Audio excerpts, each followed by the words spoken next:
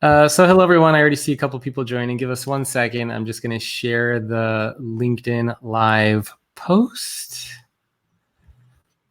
Let's see if it got created. Yep, here it is. Okay, so I will put this in the email for you. And I just sent it to you. And so now you can see the post is live. And hello, everyone who's joining in. We're going to get started in just a second. Let me know if you guys got the link on your end. And hello, everyone who's joining. Make sure if you have any questions, you can ask them directly in one of the chats, and then we will get to them. So did you guys get the link that I sent over to you via email? No, not yet. Okay, it'll come through any second. And then in the meantime, I'm going to be following the post on my phone as well, just so that when the questions come in, I can make sure if there's a good one, I will bring it up to you. Excellent. Here it is. Cool.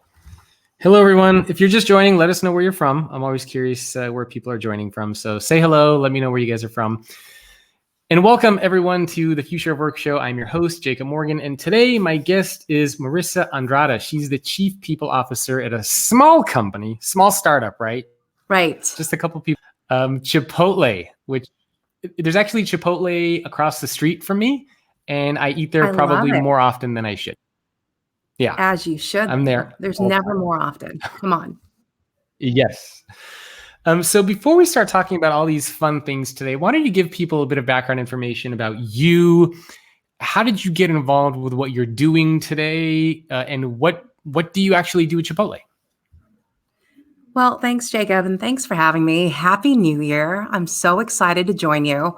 A little bit about me. I've been at Chipotle now. I'm coming up on 2 years. I joined right after Brian Niccol, our CEO, joined the company. So about a month or so after he got here to be the Chief People Officer. And I feel like before I jump in all about Chipotle, which is this interview, a little bit about me is I've had a career in business and specifically in people and human resources. And I've found that the only way you can grow companies is to grow people. And where I found myself the back half of my career after having learned in Fortune 50 companies, every aspect of human resources, I have joined companies that have these things in common. One is they're founder-led, and that founder is getting ready to transition to a new CEO or actually transition to a next chapter for growth in the company. The second thing is that they're all consumer-facing. So consumer-facing brands that we all know. And that third is they're all positioned for growth. So they've gone from startup mode, and then now it's like, what's that next transition for growth? And as I started with, it's really the unlock is around you cannot grow a company unless you grow people. So if I think about the companies where I've led human resources, like Red Bull North America, when Red Bull first came to the United States, I think about GameStop, when overnight they acquired a company and became a $5 billion company. And in the 4 years that I was part of that leadership team, we grew it to $10 billion. I joined Starbucks at a time when we were coming out of our turnaround, and it was really about how do we unlock capability of leaders to continue to grow the company. And we went from, revenue of $10 billion to almost 20 in the 6 years that I was there. At Kate Spade, positioning it for international growth, which is where I was most recently, and now Chipotle. And so what I get so passionate about is how do you harness and unlock that energy of people? How do you grow and develop them? Because that is really the secret to growing companies. You worked at some pretty awesome brands. I'm sure pretty much every brand that you've mentioned, I'm sure people have heard of, transacted with, interacted with in some way. So very cool career leading up to your time at Chipotle. And so what is it about the people, the HR space that draws you to it? Is it just the people aspect? Well, I think at the end of the day, if you think about the purpose of any company, you can't get anything accomplished unless you get the people right? And you create an environment where employees can thrive. And I think that's really what drives me. And I think it's probably more personal too. And I've talked to a lot of people about my career in human resources. Look, I'm one of those classic first generation Americans. My parents immigrated here from another country. They assumed I was going to grow up and be a doctor. And, I loved math and science growing up. But then when I jumped into my undergrad in biology and eventually switched over to business, what I realized is I've always had an affinity for how organizations run. So if I think about in high school, not only did I have to study and get good grades, but it was also about being in student government. It was running on the track and cross country team and being the best that we can be as a team. And also growing up with English as a second language for my family, I was also a big observer of human life. And so I think all of that is kind of personal for me, and that's really translated into a passion for and a career in human resources.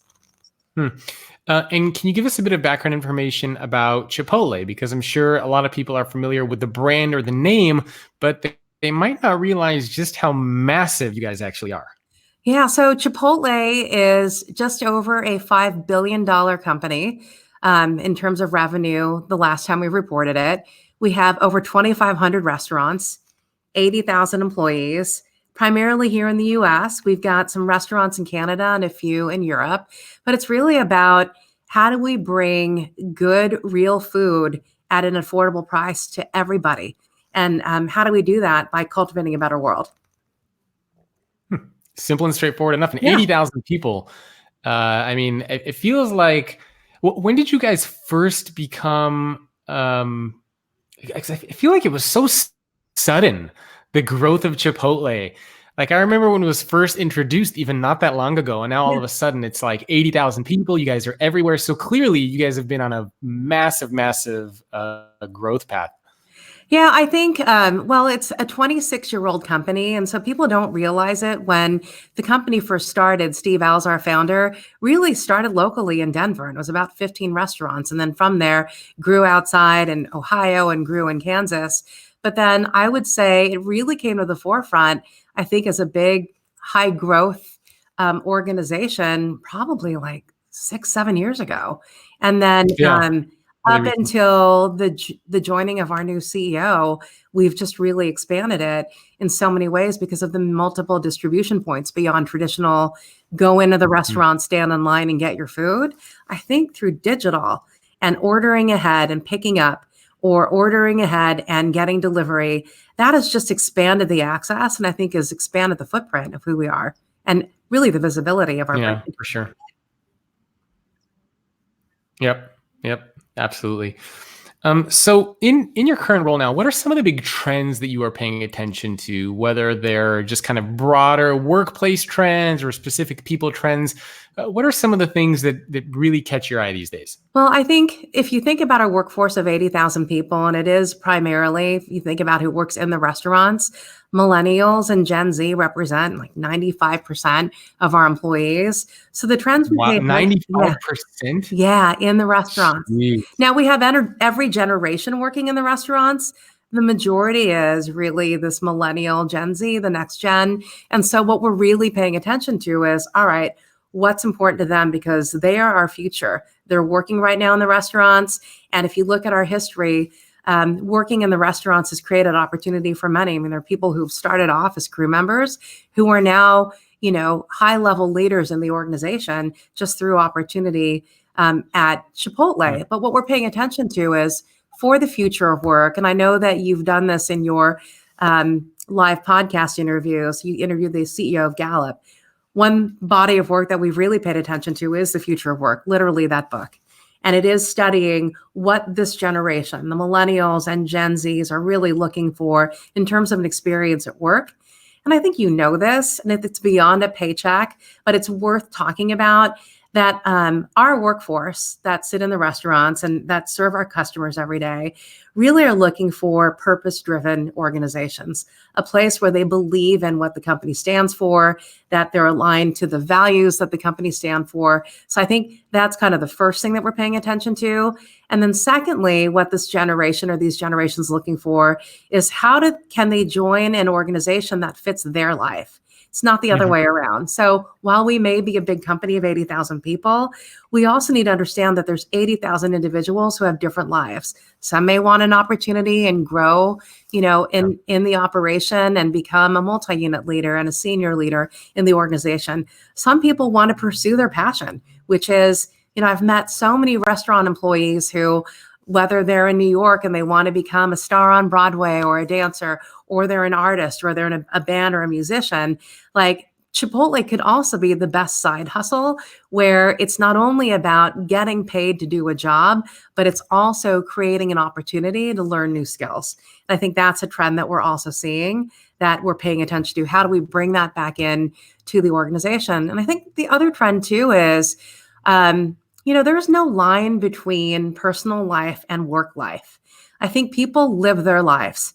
And so what happens in a company is, how do you foster and create an environment where people can really bring their full selves and, realize their full potential? And so those trends that we're seeing, which now have come back into how we think about and what we've done to invest in our employees, are really a big deal for us, because it's all so consistent with our ethos around cultivating a better world. When you look back at your career and some of the different companies that you've worked at over the many years, do you think that what we're seeing now is different? Like, if you were to think back 10, 20 years ago when you were in HR, were these conversations just not taking place around purpose and meaning and, this blending of work and life? Or is this all like new stuff? Yeah, I think in some ways it's new, in some ways it's not. The way we started, as I've shared with you, I've worked with a lot of fast-growing consumer-facing brands.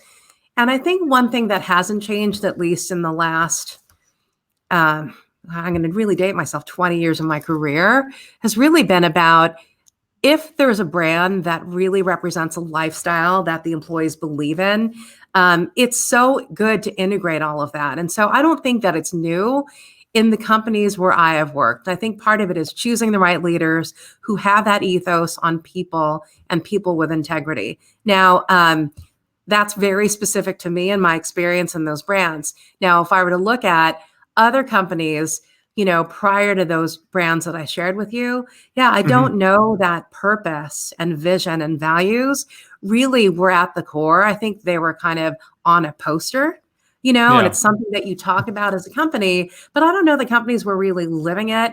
And I don't know that the CEO or the leaders of those companies were expecting the head of HR or the head of people to really be bringing that to life through leadership. So I think in that way, it's new. I just feel like I've been fortunate to have been at lifestyle brands where you need to have that integration and you need to make sure that people really buy into the lifestyle you're trying to create. So what is causing this to become such a center of conversation for your employees? For example, like at Chipotle, do you actually hear your crew members, your team members telling you that this is what they care about? The same people who are making the burritos and chopping the meat are saying, we want purpose, we want meaning. Yeah, I think what's really great, so it starts with our general managers. They run the restaurants, and they talk about the reason why they joined Chipotle is because of this food culture that their founder, Steve Ells, has created. And when I talk about food culture, it's real food, real ingredients, cooked in a classic way, and that we're bringing it to the masses. And so the fact that we're bringing high quality, locally sourced food that make it accessible from a cost standpoint and in terms of just getting to it, I think our employees really believe in that. Like, how the heck we do that? It's not just people who have a certain amount of money in their wallet, that really everyone can have access to it. So I think that's kind of the underlying our purpose, and our GMs really believe in that. And then when you get in and talk to our employees, you think about what keeps them there. Yes, they are drawn to the purpose, but how that comes to life in the restaurants is that it almost creates this kind of family. And that's how they reference it. Like, this is not just a place where I come to work. It's a place where I become a better person, because I think the people around me really do care about me, because they care about the purpose and they know that I'm part of, if I'm a crew member, I am in there every morning at 6:30, cutting all the vegetables, preparing all the food so that we can open the door at 10:30.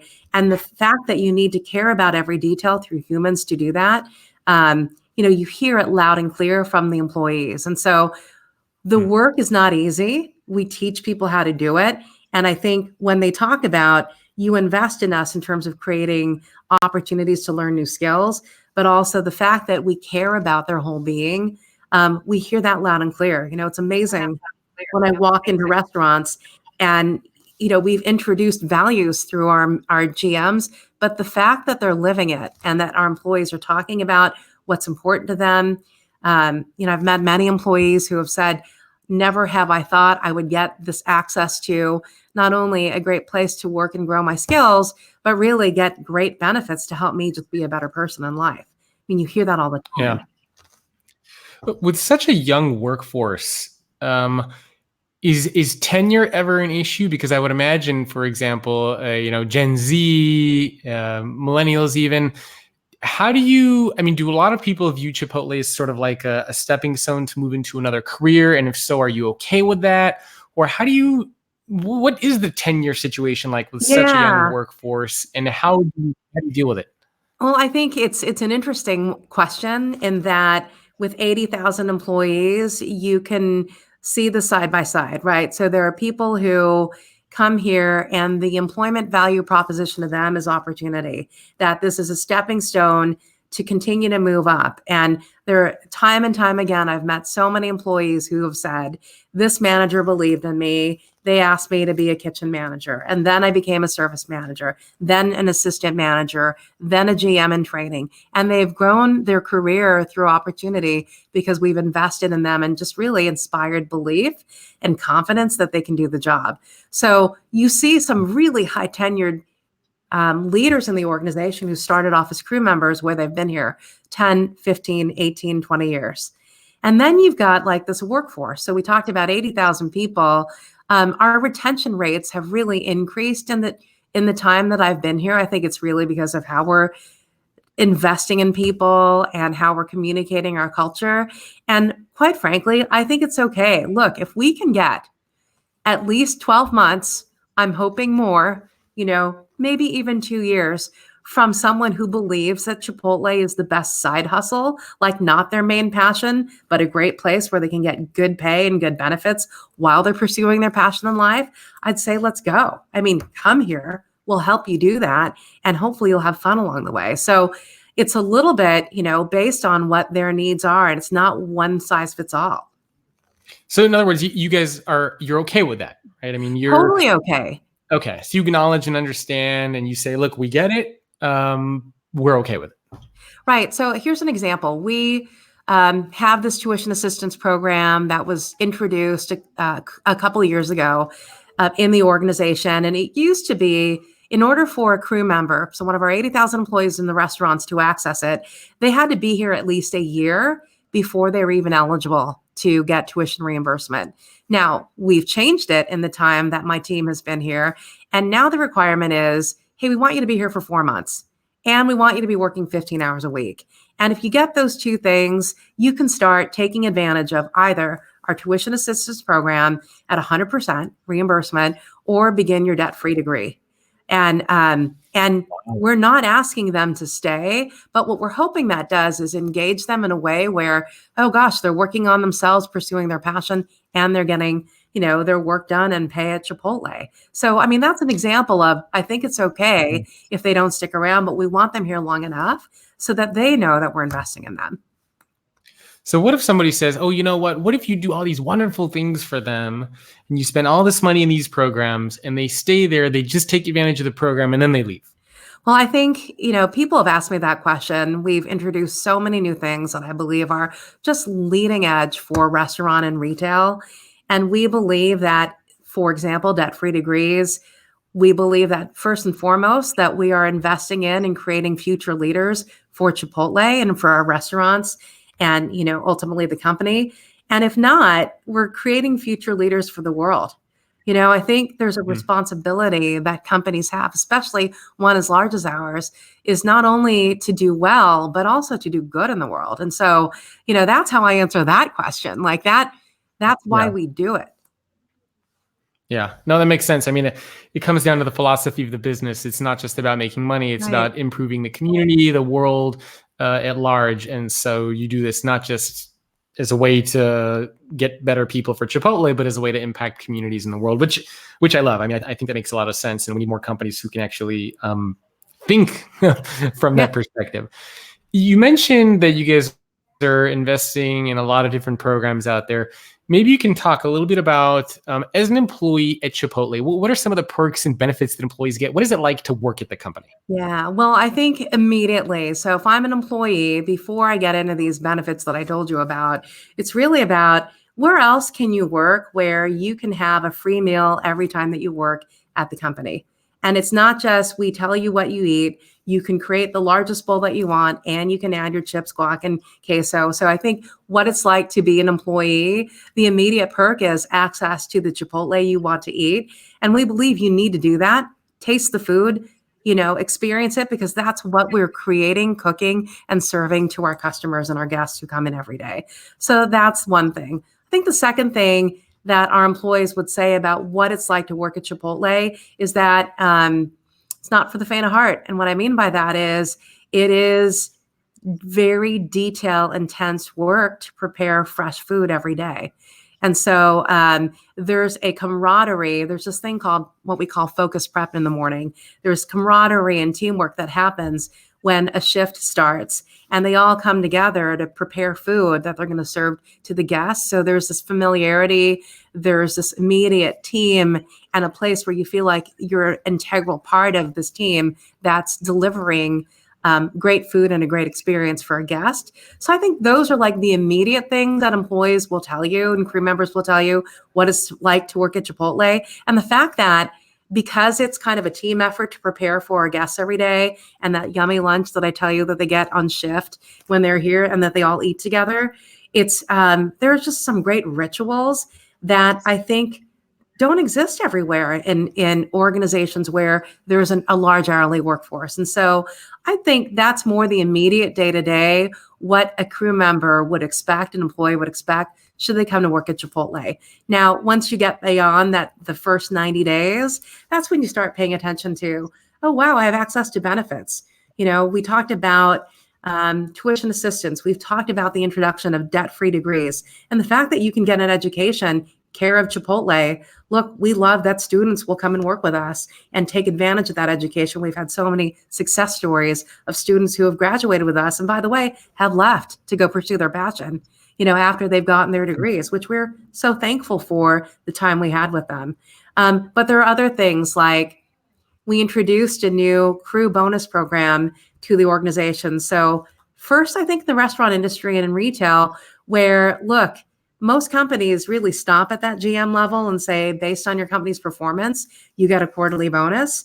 Now, what we communicated to the crew at the beginning of this last year, 2019, is that they all are eligible to earn a bonus should that restaurant hit all of its performance metrics like the GM does. And we pay it all the way to the crew. And that's in the form of equal to 1 week of pay every quarter. So can you imagine if you're working as part of a crew in a restaurant that hits their goals every quarter, that's 4 weeks. It's a month of pay over and above what you're getting paid in a year, which is unbelievable. That's actually huge. I mean, that's, for a crew member. And then part of it too is, there's a family aspect or being part of this family at Chipotle, but we also recognize that there is a support system at home. And so when we introduced our tuition assistance, we also introduced English as a second language. We have a lot of employees who come where English may not be their first language. And in order for them to want to continue to grow and succeed in life and create opportunity for themselves, they want to learn English, we will reimburse them for ESL classes as well as their family, because we recognize, look, if you're learning something new, it's always easier when you have a support network around you. So the fact that we're reimbursing ESL for families as well as GED, so completing your high school degrees. And I think the bigger one, which we just launched at the start of this year, is giving access to mental health care to all of our 80,000 employees and their families at home.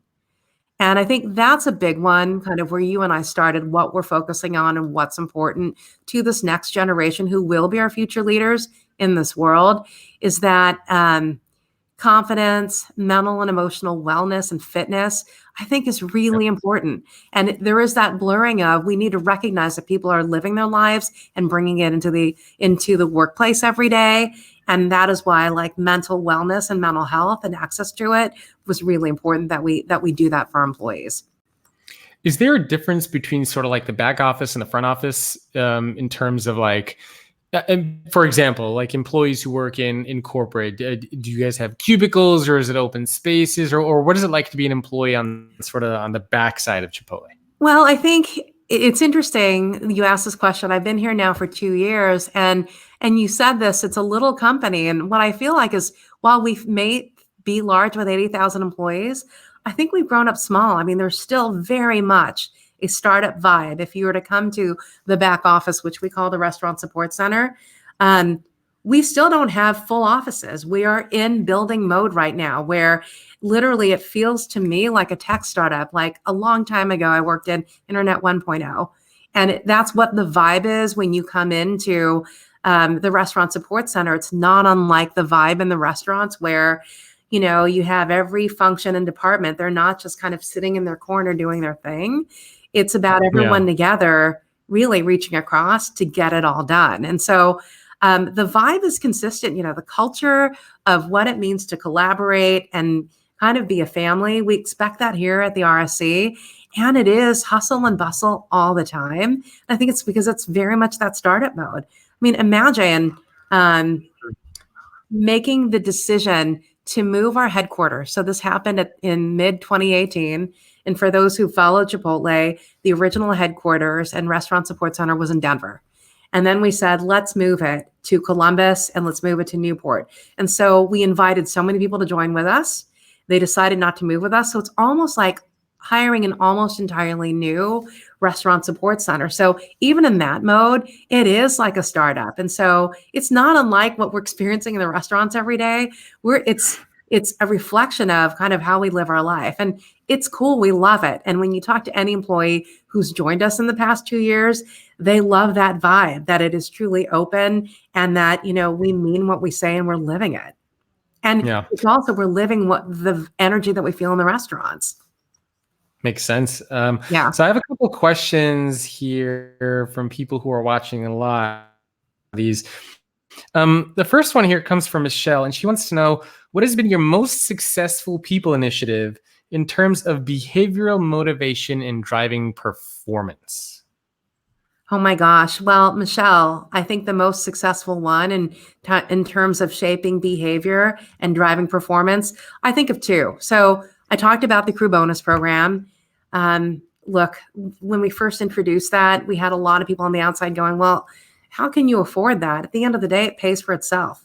Because when you incent employees to hit their performance marks or the performance measures for the restaurant, they become then invested and interested in, well, what is it that we need to do to make sure that we're always hitting a great food safety score or that we're delivering accurate food to our customers. So I think that immediately has really shaped not only behaviors, great behaviors in the restaurants, but also translated to great results. I would say the second thing, which is still new, I mean, it's only been almost 2 years, we introduced a program called Performance and Development 4x4 Conversations, which is in the restaurant support center, we expect every manager and employee to have a conversation 4 times a year about 4 questions. And those 4 questions are looking back on the quarter, what did I accomplish? How did I live our values? And looking forward, what is it that I need to focus on? And then in what area do I want to grow and develop? And then we took that to the next level to our crew members, and we're having 4x2 conversations. So those same 4 questions 2 times a year. So that there's an ongoing dialogue, not only on what we expect and how you're doing, so you know where you stand, but also on how we can support you in your growth and development. And I think just introducing that process has also shaped behavior and has contributed to results because it's created great stability and increased retention in the workforce, which then translates to consistency and results. So I think those are the 2 things. Yeah, no, I think those are good ones. And it sounds like basically by doing that, what you do, you treat your employees kind of like owners, so they have some Yeah. sort of accountability in the business, which I think is huge. That's right. Absolutely. Really on both, you do. Yeah, which I mean, typically every time we work for a company, it's usually the senior level leaders who get the bonus, and everybody else is sort of like, why are we working so hard for other people to get the bonus? So Yeah. I like that kind of flipping the discussion a little bit and making everybody feel like they're that owner. Yeah, and it's also, I think it's not only that owner, but I think about what our Brian's mantra is. I know we talked about this a little bit, that we're all in this together, right? It doesn't matter what your role is, but the fact that we're all in this together and we will all win together and learn together, right? And I think that's also part what's driving behind that. Yeah. Another question here from Patty. She says, can Marissa share what culture initiatives have been designed to elevate the crew member experience? How does Chipotle get leadership involvement and commitment? So, what culture initiatives has been designed to elevate the crew member commitment is what I'm hearing this question is. And I would say the Yes. first one really starts with codifying the values for the organization. So this happened at least started on the eve of our 25th anniversary in 2018, where the new leadership team came together to look at every artifact in history of this company to define then what values do we stand for, who are we, and what do we stand for. And, most companies would go out and just then, roll these out, put them on a poster or whatever. But then what we ended up Yeah. doing was we took, this idea, which ended up being like 9 values and words. And my team in place then went out to the restaurants and we started talking to crew members, shift leaders, general managers, and saying, hey, we're trying to define values for the company. Here's what we came up with. And first and foremost, they're like, you want our opinion? This is what you want us to do. And the fact that it started They were with, shocked that you wanted to hear from them, huh? right, right. Not only do we want to hear from them, but we are shaping these values for the company and they're shaping it with us.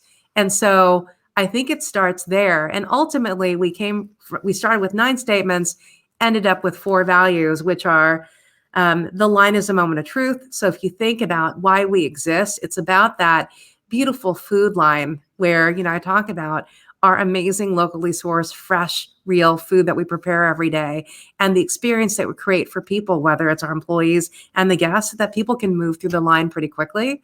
That's one value. The second value is teach and taste Chipotle, that details matter in this organization. And while it starts with the food and food preparation, it is also around how do you bring people along? How do you teach them? How do we become a learning organization? Third is authenticity lives here. Our food is real and so are we. And how do we create an environment where our employees can bring their full selves into work? And then lastly, it really is about the movement is real. This whole notion of creating food culture where fast food can be good. It's not only about food with integrity, but we believe we source better ingredients, we hire better people, that there's a movement for how you can do this differently. And so, I know I went broad, but I'll go back into what this means for crew. They're living this every day. They're feeling it. And it starts with the values and how that now permeates throughout everything we've introduced. So the crew bonus, you better bet that the values are at the core of that.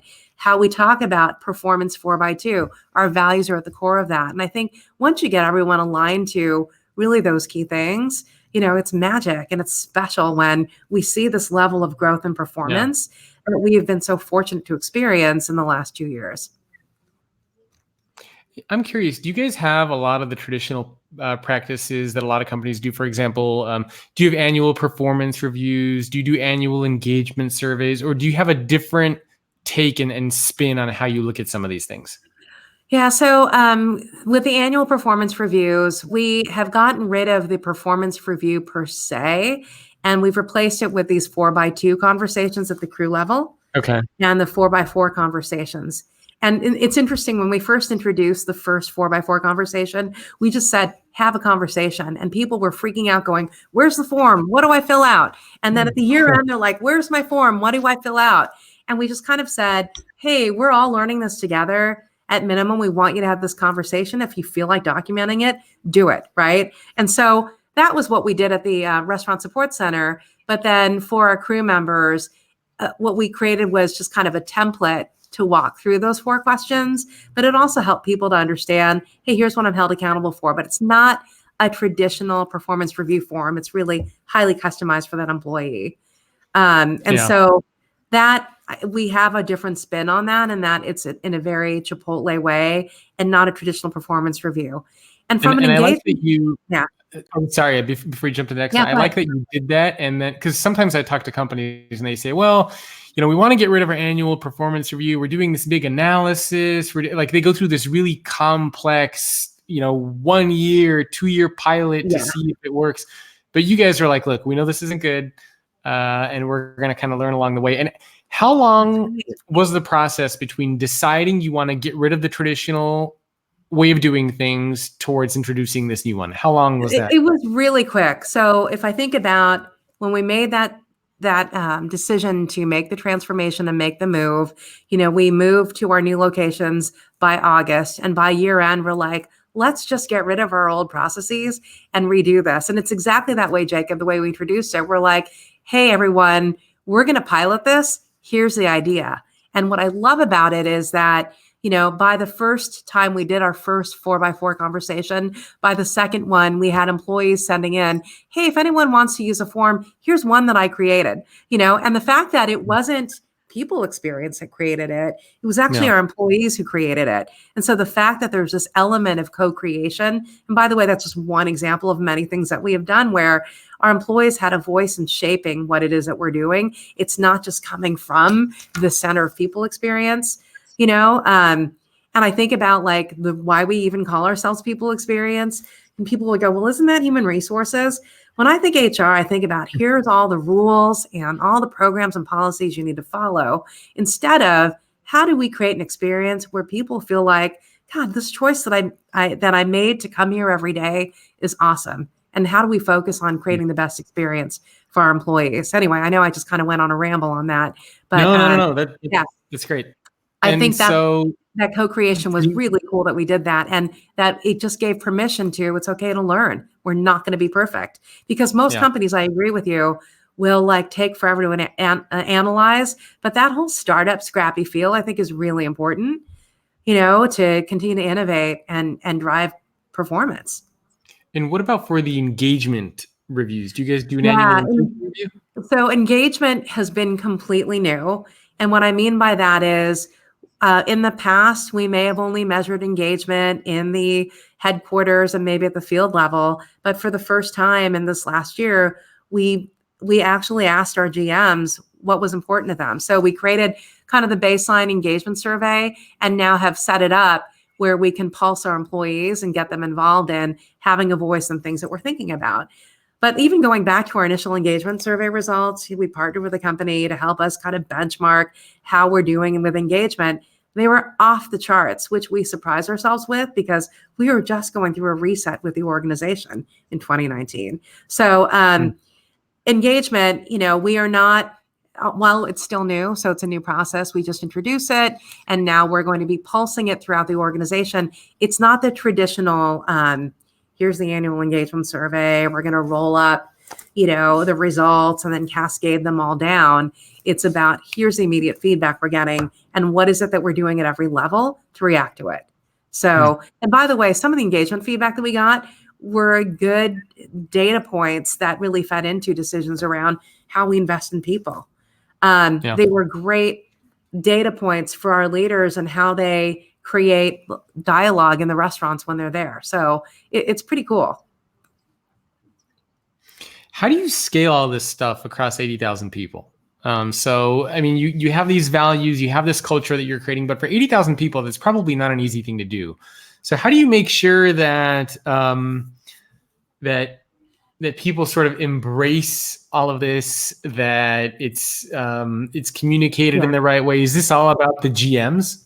Yes, I think it is all about the GMs. And in fact, I was going to go there. So if you follow the journey of our transformation, and in August, we made the move to a new location. I told you about our journey of codifying our values through meeting with 300 employees to validate them. In September of 2018, we had a unique opportunity, every other year, the company hosts an all manager conference where our GMs actually all come into Las Vegas. And typically we talk about two things. One is celebrate their successes and accomplishments, but then secondly, focus on the business and like what's ahead of us. And the first time we came together as a new leadership team with Brian as a new CEO, with all of our GMs, it was grounded in cultivating a better world and all of our values. And so every presentation, every discussion, everything that we talked about was really set in that, so that when all of our GMs left Las Vegas, they were all able to talk about, here's our purpose and here's our values and here's what we stand for, and how that even came to life in the restaurants before we introduced any of these tools, that I told you about. They were talking about it. I looked at, I was shortly thereafter, so that was in September of 2018, ended of October of 2018. I'm in the back of a restaurant in New York, and I see that this GM comes back and he wrote on his own in the back kind of communication board, cultivating a better world, and wrote out all of our values, and then specifically said, here's what that means in this restaurant. We didn't direct that to happen. I think it's just that energy where he was just so fired up about, then times hundreds of restaurants that I've been to where you see, their fingerprints all over it before you even start introducing tools. And then, things like integrating our values into our GM success profile. Now they have the top 5 accountabilities, but also that success profile reflects how they live the value. So you've got to integrate something as basic as that in everything you do to begin to scale it. And yeah. Oh, sorry, go ahead. Well, yeah. And as I talked about our 4x4 and 4x2 conversations, it's grounded all in there, where it is about reinforcing what we're focusing on, reinforcing our values. And it's going to take time. I mean, look, it hasn't been quite 2 years yet. I'm feeling good about how we've landed with our GMs and how now that's getting to the next level with our employees. And all I can say is the proof is in, our retention rates and the results. Yeah, well, clearly you guys are doing something right. So I have a couple other questions from the chat, but before I jump into those who are watching and listening live, I just had one question I wanted to ask you, and that is, when you are looking for potential leaders inside of Chipotle, whether you want to hire somebody or promote somebody internally, what are some of the particular skills and mindsets that you guys look for specifically in Chipotle for someone who will make for a good leader? Well, I think someone who would make for a good leader, it starts with a growth mindset, right? We've talked a lot about how we like to iterate and evolve and learn. And I think what's important, if you get promoted at Chipotle or you're new to Chipotle, we always tell people, hey, look, we value you for all the experience that you bring to the table, but now come and do something with it and do something different with it. I think there's always a thing that I see in organizations where people come in from their outside experience, they take exactly what they did before, and they try and cut and paste it into the organization. That would not work here at Chipotle. You need to be able to evolve and meet the culture where it's at. And so that's what I mean about that growth mindset, that whether it's someone we're promoting or someone we're bringing into the organization, they need to be able to do that and meet the company and the culture where it's at with whatever responsibilities that they have. I think that's kind of the first thing that we think about and look for when we promote leaders and when we, bring them into the organization. I think the second thing is really the ability to collaborate and problem solve across functions.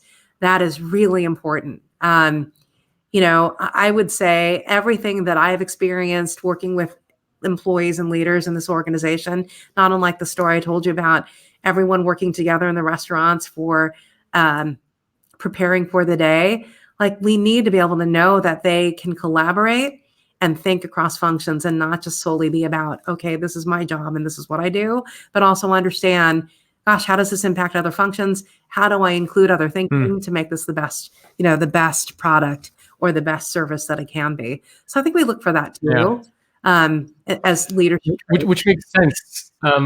So one thing I was just going to mention. So in my book that's coming out in January, I asked 140 CEOs about some of the skills and mindsets that they think are going to be most essential for future leaders. And one of the things that they mentioned is exactly that. It's this idea of, I called it having the mindset of the global citizen. Yeah. So basically thinking bigger picture instead of just about what's right in front of you. I use a lot of chess analogies. Okay. So it's kind of like seeing the whole chessboard instead of just like one position of where the action's happening. So I love that that's something Yeah, that you guys no, we talk about that all the time with leaders. It's about having that broad perspective, right? Get out of your silo and think about the big picture. And we think about what's best for the organization and for Chipotle. So I agree with you. I love that analogy of being a global citizen. Perfect. So a couple other questions from you from the chat. One person, this is from Jose. He says, "Dear Marissa, I would like to know what is the key skill or value that Chipotle looks at to train and foster in its retail environment? So specifically for your retail employees, is there a particular skill or value you look for?" Oh gosh. Well, I don't know that it's so much a value that we need to look for, but it's one that we want to make sure that we reinforce when our crew members are in the restaurants. It is authenticity lives here. How do we harness that energy, good thinking, experience that every one of our hourly employees wants to bring? And, that they can be authentically them and still be part of Chipotle. I think that's one thing that we encourage. I don't know so much that we need to look for it, but people feel confident in doing that, at the company. The second thing is, if I think about teach and taste Chipotle, one of our values, but it's also a skill, we are very specific in how we train our team members on how to prepare our food and how to deliver a great customer experience. I think that's a skill that that our employees learn here. And it's fun watching Instagram when I think there was a post about an employee who just said, "Hey man, it was a great year in my life. I was at Chipotle and I learned how to roll burritos," right? And they actually take pride in that. They take pride in flipping lids and putting it on top of the bowl when someone's taking it to go. So I think that's a unique skill that I think no one else teaches, taking pride and really doing great detailed work in a quick way, because you've got to get people through the line quickly. Yeah. Oh man, I've been to those man, it's amazing. Sometimes I run over to Chipotle and my wife's like, "Man, you are already back. I'm gone out the door and back in like 5 minutes." It's really amazing. I love just the hearing process that that. you guys have figured out. Yeah. And you can also do that by ordering ahead. Just run in and pick it up. You can do that too. Yeah. So. I'm gonna have to download the app. Another question for you from Ryan. He says, "What is she most excited about?" She, of course, being you. What are you most excited about regarding people experience at Chipotle in 2020? Wow, what am I most excited about with people experience in 2020? I think, look, it's just seeing the impact of everything that we've worked hard to introduce for our employees come to life. I think what I so appreciate about being part of this leadership team and organization is that, we have been so focused on specific objectives that we want to deliver. And I think with people experience, I don't know how many more new things that we want to introduce. It's more about how do we then see, these benefits and the investments we're making in people make a difference in their lives. So not only their life at work, but also their life at home and how that might translate to better performance at work. So I know that's a broad thing, but I can't think of any very specific thing we'll be introducing. I think once you kind of reset a company, one thing that I've said a lot to my entire people experience team is now we need to build muscle and create reps and get people strong at what it is we're trying to create in the organization. And you can't do that if you keep switching things around. So it is about staying the course and delivering continued great results, but also through an amazing culture and great leaders. Yep. And by the way, I don't know if you could see on the screen, Jason Averbrook, I put his comment on there. He says, "Say hi to Marissa for me." So, hey, Jason, how are you? Jason, we can all see your comment on there. I popped it up on the screen. Another question for you from Ruben. He wants to know if you can talk a little bit more about what does a 4x4 or a 4x2 conversation look like? So if you were sitting down with an employee and you were having this conversation, can you get a little bit deeper on how you structure those questions? Actually, you talked about from a high level what those questions were earlier. I don't know if there's anything you can add to Yeah, they that. were pretty high levels. Look, Ruben, here's how we introduced 4x4 conversations. We sent out an email. We helped be, it was pretty scrappy. We sent out an email and said, hey, everyone, we're trying something new. Instead of a year-end performance review, we are deciding that we want to try out performance and development 4x4 conversations, which is have a conversation with your manager 4 times a year about these 4 questions. And I know I mentioned them, but I'll mention them again. So looking back on the quarter, what did I accomplish? How did I live these 4 values? And then as I look forward, what is it that I want to focus on or accomplish? What are my goals? And then lastly is, in what area do I want to grow and develop? And then, what support does that look, what support do I need from my manager? We sent this all out in an email and said, hey, as an employee, we recommend the next time you have a one-on-one with your manager, you may want to just create a note, send some notes ahead to them that these are the topics that you want to talk about. Like this is what you're thinking about. And manager, just be prepared also to have that conversation with your employee. And so, I mean, it's as simple as that, as those 4 questions. And what we said was, and for those who've been around long enough for the year, this will serve as your year-end performance evaluation. But for everyone else, we're going to be doing this going forward 4 times a year so that by the end of the year, it's separate than the merit and the bonus decision because you've already had those 4 conversations. When Yeah. we first did it and we sent that email out, it was as simple as that. We didn't send out any forms.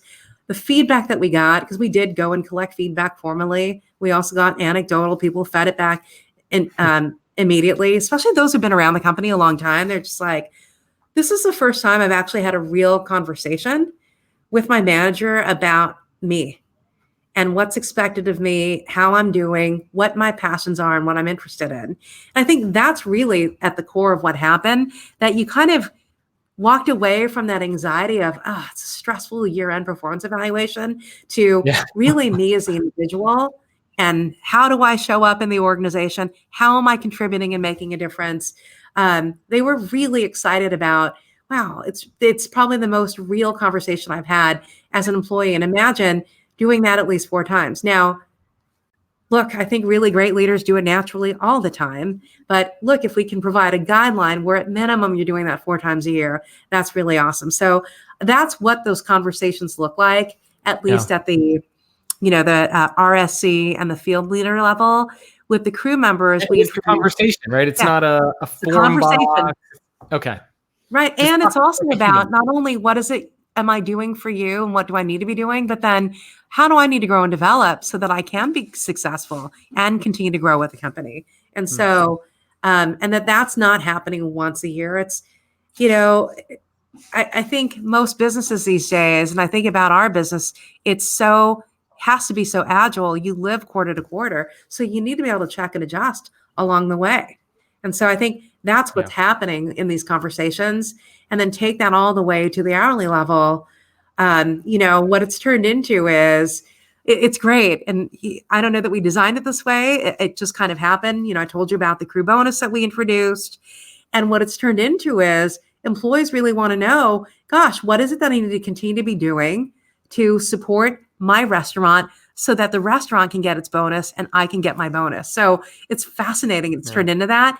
And it's also turned into, hey, look, here's what I'm passionate about. And how can I live that at Chipotle? So that development question, it's not just here's what you need to be doing better in your job, but like, how can we help you be a better Yeah. human being, at least the human being you want to be, and bring that into the office? So, that's how And I like that. I think our GMs use that as the entry point to talk about, and here's all these other great benefits that we want to provide to you. So it's a place. Yeah.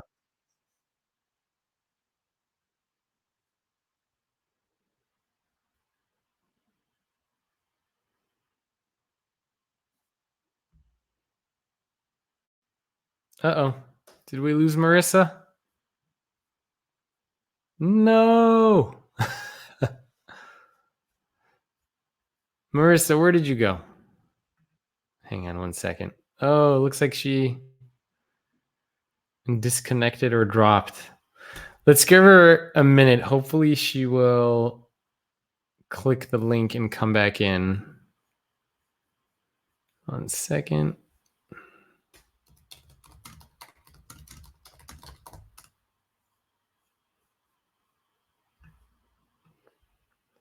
Let's see. Hopefully she'll come back in. Yeah, she got disconnected. All right, 1 second, everyone. Technical difficulties, as is what happens with technology. I know there's still a couple questions and comments I still see here in LinkedIn Live. So if Marissa is able to join back in, then I will go ahead and ask her these questions. But if you have any others, keep them coming in there, and I'm going to see if I can get Marissa back. Give me 1 second.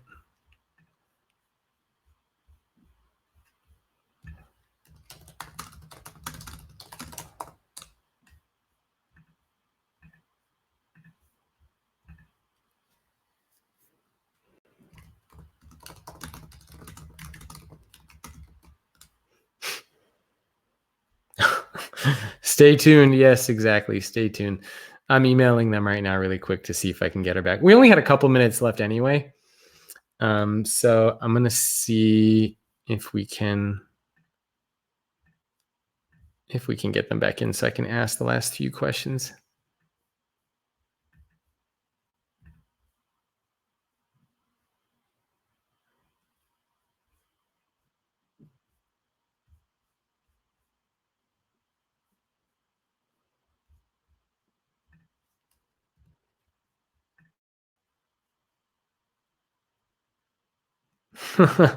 Thanks, Michelle.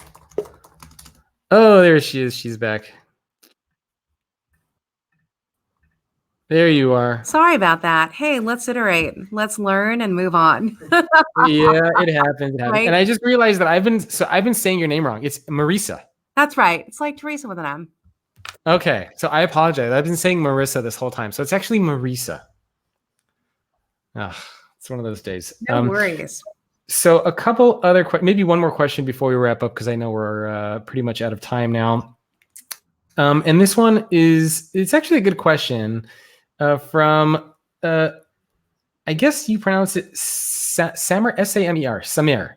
And he says, can Marissa share anything about how new employees and leaders get onboarded at Chipotle? So anything that you can share about either the leader or the crew member onboarding experience and what that might look like. Yeah. So our culture is really based in the restaurant. So if I think about at our restaurant support center, that part of the onboarding, you go through your orientation the first day that you get here, and then the first month to get into the benefits. But as part of that first month, there's also the restaurant experience, and that anyone who works in the restaurant support center also has the opportunity to go train and learn in the restaurants and work side by side with our crew.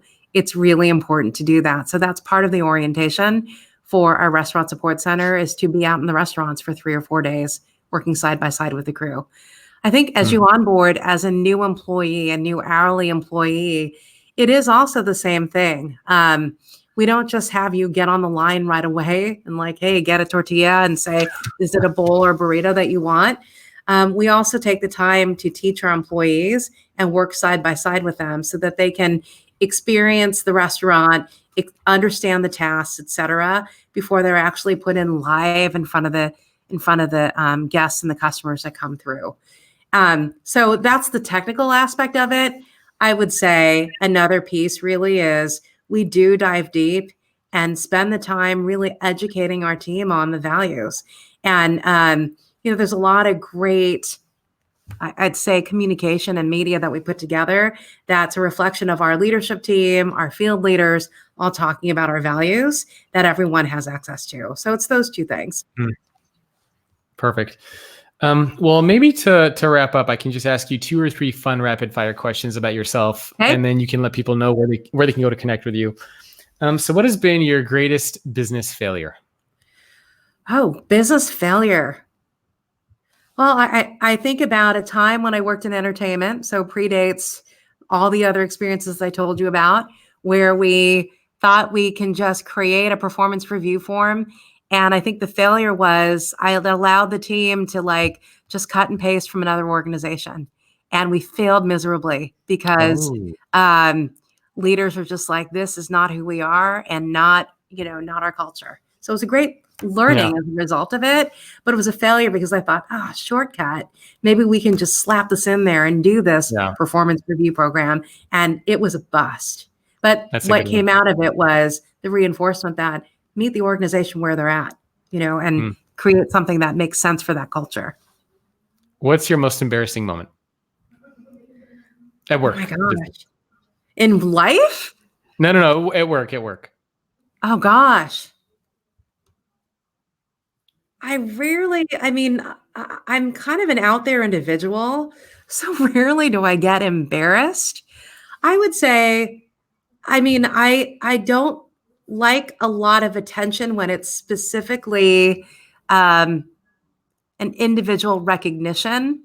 I'm embarrassed by that. I'd rather just recognize the team, if that makes sense. Yeah, I don't know that I've been like fully embarrassed at work. That hasn't happened yet. What is a business or non-business book you recommend for people to check out? Well, I just mentioned one, which is It's the Manager. And it's everything that we've been talking about. I think at the end of the day, if you want to focus on the most important person in the organization and how to make a difference in business results, it is about focusing on the manager. And it's the book that was produced by Gallup, published by Gallup a year ago. And then Jim Clifton was a podcast guest as well, so people can tune in and listen to that one as well. We talked a lot about that stuff. It's a meaty book. It's got a lot of stuff in there. Yeah, and another book that I really love, it's so dated now. It's published in 28 different languages, is The Medici Effect. I don't know if you've heard about this, Frans Johansson. And it's about, if the way I can summarize it is, it's about the Medici effect is, if you look at the intersections of diversity, right? You bring different people, different thinking, and you look for those connections, you create innovation out of it. And so that's the whole Medici effect. I love that book, and that it just makes you think about business differently and work differently. Yeah. Very cool. I'm gonna have to check that one out. Well, I know we're near the end of our time here. So thank you everyone who left comments and who was watching live. Where can people go to connect with you or with Chipotle? I mean, anything that you want to mention for people to check out, please feel free to do so. Well, so if you want to connect with me directly, you can find me on LinkedIn. It's Marissa Andrada at LinkedIn. It's pretty straightforward. You'll see me at Chipotle. If you go to our Chipotle website, /jobs, careers, you can also learn a little bit about Chipotle, get on the website. I would also check out Instagram, People of Chipotle. A lot of what the vibe is working in the restaurants and everything we're doing with our employees. People of Chipotle on Instagram is a really great place to access us and, DM us directly, and we'll make sure to get in touch with you. I'd say it's those three things. Perfect. Well, thanks for taking time out of your day to speak with me. And thank you everybody for joining live, and for everybody who's listening to this as the podcast version when it goes up. So Marissa, again, I really, really appreciate you coming on and sharing all your insights with us. Jacob, so much fun. Thank you so much. Happy New Year. Yes, Happy New Year to you. And I'll see all of you in next week. We'll have another episode. See you later. Cheers all. All right. I pushed the end.